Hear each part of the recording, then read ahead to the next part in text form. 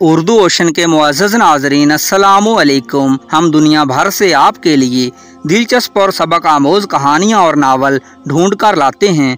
हमारी हौसला अफजाई के लिए हमारे चैनल को सब्सक्राइब कर दीजिए, शुक्रिया। उस आदमी ने बताया कि तुम्हारी बहन को कुछ लोग जीप में बिठा कर ले गए हैं। तुम्हारा भी पूछ रहे थे, लेकिन तुम्हारी बहन ने तुम्हारा नाम नहीं लिया और उनको झूठ बोल दिया कि वो मुझे बस में बिठाकर वापस चला गया था। इकबाल परेशान हो गया। इकबाल ने उस आदमी से कहा कि तुमने मुझे आवाज़ क्यों ना दी। मुसाफिर ने कहा कि जनाब, उनके पास असलहा था और वो बहुत गुस्से में थे। पराए मामले में कौन टांग अड़ाए। अच्छा ये बताओ कि कितने आदमी थे, उनका हुलिया बताओ। इकबाल के पूछने पर उस आदमी ने जब हुलिया बताया तो इकबाल फ़ौरन समझ गया कि वो फाखा ही हो सकता है, चौधरी कबीर का ख़ास बंदा। इकबाल को अच्छी तरह याद था कि जब वो चौधरी कबीर पर हमला करने आया था तो वो फाखा ही था जिसने उसको काबू किया था और बाद में उसकी बहन सोनी से दस्तदराजी करने वाला भी फाखा ही था। इकबाल गुस्से से अपने होंठ काटने लगा। उसने ज़ेरे लब कहा कि फाखे, तुझे तो चौधरी कबीर से भी ज़्यादा मरने की जल्दी है। तेरा ख्वाब जल्दी पूरा हो जाएगा कमीने। इतनी देर में बस का टायर बदल चुका था और सवारियां वापस बस में बैठ रही थीं। बस क्लीनर ने इकबाल से पूछा कि अब वो क्या इरादा रखता है। इकबाल ने कहा कि वो नारोवाल नहीं जाएगा, बल्कि वापस अपनी बहन को छुड़ाने जाएगा। लोग अफसोस करते और ज़ेरे लब तबसरे करते बस में बैठकर रवाना हो गए। क्लीनर ने इकबाल को उसका किराया वापस कर दिया था। इकबाल सर झुकाए वहीं ज़मीन पर बैठ गया और सोचने लगा कि अब वो क्या करे। उसका इरादा ये था कि वो सोनी को नारोवाल में मामू फरीद के यहाँ छोड़कर फिर वापस गांव आएगा और चौधरी कबीर को कत्ल कर देगा। फिर चाहे सारी उम्र उसको सलाखों के पीछे गुजारनी पड़े। सोनी की उसको फिक्र नहीं थी क्योंकि उनका मामू सोनी को संभाल लेगा। लेकिन सारा कुछ उलट हो गया था। सारी तदबीरें धरी की धरी रह गई थीं। चौधरी कबीर हाथ धोकर दोनों के पीछे पड़ गया था। अगर बात सिर्फ इकबाल की होती तो वो चौधरी कबीर से भिड़ जाता, उसको मार देता या खुद मर जाता। लेकिन बीच में बात उसकी बहन सोनी की थी, जो अब फिर चौधरी कबीर के मजबूत हाथों में चली गई थी। चौधरी के लिए किसी की बहन बेटी की इज्जत बर्बाद करना चंद मिनटों का काम था और अगर वो ऐसा कर देता तो इससे आगे इकबाल से सोचा नहीं गया। उसका जिस्म कांप कर रह गया। नहीं, मैं ऐसा नहीं होने दूंगा। मेरे जीते जी कम से कम ऐसा नहीं होगा। कोई कमीना मेरी बहन की तरफ आंख उठाकर नहीं देख सकता। इकबाल अपने दिल में यह अज़म दोहराता हुआ उठ गया। उसको किसी लिफ्ट की तलाश थी। जीप हवा से बातें करती हुई वापस हवेली की तरफ जा रही थी। फाखा खुश था कि वो खाली हाथ नहीं जा रहा। उसको दोनों में से एक तो मिल ही गया था और जो चीज़ मिली थी वही चौधरी कबीर के काम की थी। फाखा ज़ेरे लब मुस्कुरा रहा था। हवेली से फासला लम्हा ब लम्हा कम होता जा रहा था। सोनी के हाथ पैर बांधकर उसको जीप के पीछे डाल दिया था और दोनों मुसल्ला अफराद सोनी के दाएं बाएं बैठे हुए थे। एक आदमी ने अपना पैर सोनी की गर्दन पर रखा हुआ था। सोनी मुतमिन थी कि चलो उसका भाई तो आज़ाद है ना। वो चाहती थी कि सारी मुसीबत उसके गले पड़ जाए मगर उसका बाप जैसा भाई बच जाए, क्योंकि चौधरी कबीर ज़्यादा से ज़्यादा सोनी की इज्जत से खेलकर उसको जलील करके छोड़ देता, लेकिन इकबाल को वो मौत से कम सज़ा नहीं देता और ये बात सोनी को गवारा नहीं थी। यही वजह थी कि जब फाखा और उसके असला बरदार साथी सोनी को पकड़कर जीप में बिठा रहे थे तो उसने अपने भाई का नाम नहीं लिया, ना उसको आवाज़ दी।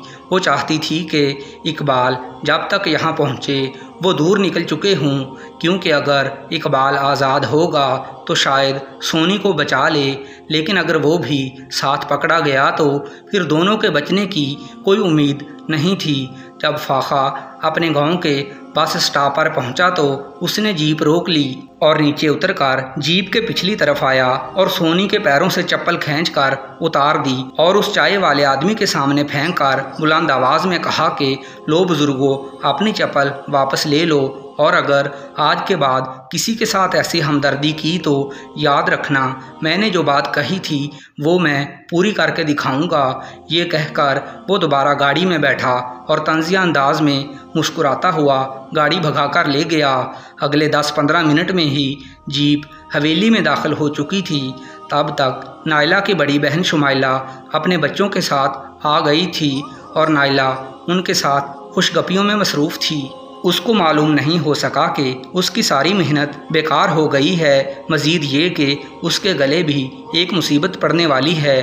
फाखे ने सोनी को उसी कमरे में ले जाकर बंद कर दिया और चौधरी कबीर को इतला कर दी कि इकबाल तो नहीं मिला, लेकिन उसकी बहन सोनी नारोवाल जाते हुए रास्ते से पकड़ी गई है और सारी कार्रवाई की तफसील उसको बयान कर दी। कबीर पहले तो मुस्कुराने लग पड़ा, फिर एकदम संजीदा होकर बोला कि फाखे मेरी बात गौर से सुन, वो तुमको बेवकूफ़ बना के कहीं फरार हो गया है। याद रखना तुम चिड़िया तो पकड़ लाए हो लेकिन बाज अभी आज़ाद है। देखना वो कभी भी वापस आएगा और जैसे ही उसको पता चला कि सोनी फिर हवेली में कैद है तो वो पलट कर वार करेगा और हो सकता है कि वो इस बार तुम्हारी या मेरी जान लेने से भी ना चूके, क्योंकि वो जितना जज्बाती और गुस्से में है उससे कुछ भी तवक्को की जा सकती है। फाखे ने सीना चौड़ा करते हुए कहा कि चौधरी साहब आप फिक्र ना करो, इस बार वो आएगा तो बच कर ना जाएगा। उसका ऐसा हशर करेंगे कि वो किसी को बताने के काबिल नहीं रहेगा। मेरा नाम भी फाखा है। जैसे मैंने सोनी को पकड़ा है शायद कोई माहर खोजी भी ऐसा ना कर सकता। इस बात में कोई शक नहीं थी कि फाखे ने बड़ी होशियारी से सोनी का सुराग लगाया था। चौधरी कबीर ने फाखे के कंधे पर हाथ मारकर कहा कि शाबाश फाखे, तूने बेहतरीन काम किया है, लेकिन अब इस चिड़िया का ख़ास ख्याल रखना, इसको उड़ने मत देना। अभी घर में मेहमान आए हैं, मैं बाद में उसके पास चक्कर लगाऊंगा और हाँ, उसको परेशान मत करना और ना किसी चीज़ की कमी आने देना। पहले तो मैं उसकी जवानी पर हाथ साफ करके उसका गुरूर तोड़ूंगा जिसके लिए उसने मेरे मुंह पर थप्पड़ मारा था। उसके बाद सोचेंगे कि उसका क्या करना है। जब तक मेरा दिल उससे भर नहीं जाता तब तक उसको मेहमान समझकर रखना। फाखा कमीनी सी हंसी हंसने लगा और कहने लगा कि फ़िक्र मत करें, मैं समझ गया हूँ चौधरी साहब, लेकिन आपसे एक गुजारिश है। फाखा सीने पर हाथ रख कर मुअद्दब अंदाज में झुककर बोला। हाँ बोल फाखे, खैर तो है ना? चौधरी कबीर ने फिक्रमंदी से पूछा तो फाखे ने कहा, चौधरी साहब जब ताज़ा गोश्त से आपका दिल भर गया तो हमारे लिए भी कुछ बोटियाँ छोड़ देना। पुराना गोश्त खा खा कर मुँह का जायका ख़राब हो गया है। फाखे की बात सुनकर चौधरी कबीर कहकहा लगाकर हंस पड़ा और फाखा भी ज़ोर ज़ोर से हंसने लगा। चौधरी कबीर ने कहा कि फाखे फ़िक्र मत कर, तूने उसको पकड़ने में इतनी मेहनत की है, तुम्हारा मुंह भी तो मीठा करवाना है ना। फिर दोनों देर तक हंसते रहे। अचानक चौधरी कबीर संजीदा हो गया और फाखे से कहने लगा कि ख्याल करना, पिछली बार भी हमारे किसी नौकर ने उनको भागने में मदद की थी, उसका अभी तक पता नहीं चला, लेकिन इस बार ऐसा ना हो और पता चलाने की कोशिश करो कि किस मुलाजिम ने नमक हरामी की थी। फाखे ने कहा, जी बेहतर चौधरी साहब। फिर चौधरी कबीर हवेली के जनाना हिस्से की तरफ रवाना होने लगा तो फाखे ने आवाज़ देकर रोका और कहा, चौधरी साहब मुझे एक बात समझ नहीं आई।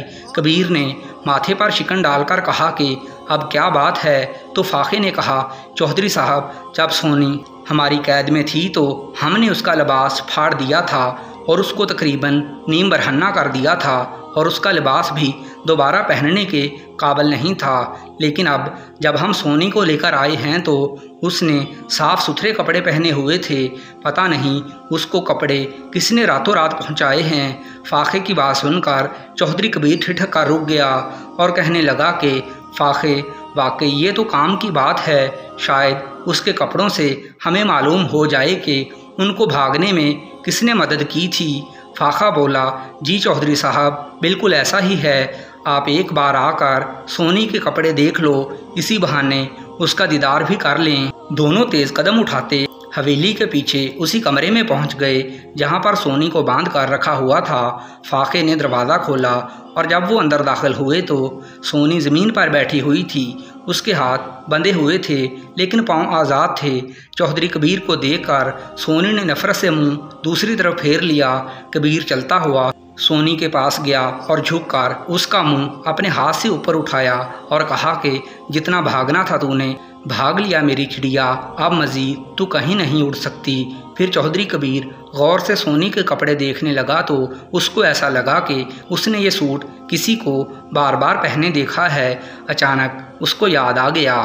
प्यारे नाजरीन, इस सनसनीखेज़ और दिलचस्प कहानी का अगला हिस्सा आने वाली वीडियो में पेश किया जाएगा। अगर आपको कहानी पसंद आ रही है तो कमेंट में ज़रूर बताइएगा ताकि कहानी को जारी रखा जा सके, और हमारे चैनल को सब्सक्राइब कर दीजिए ताकि हर नई वीडियो आप तक पहुंच सके। शुक्रिया।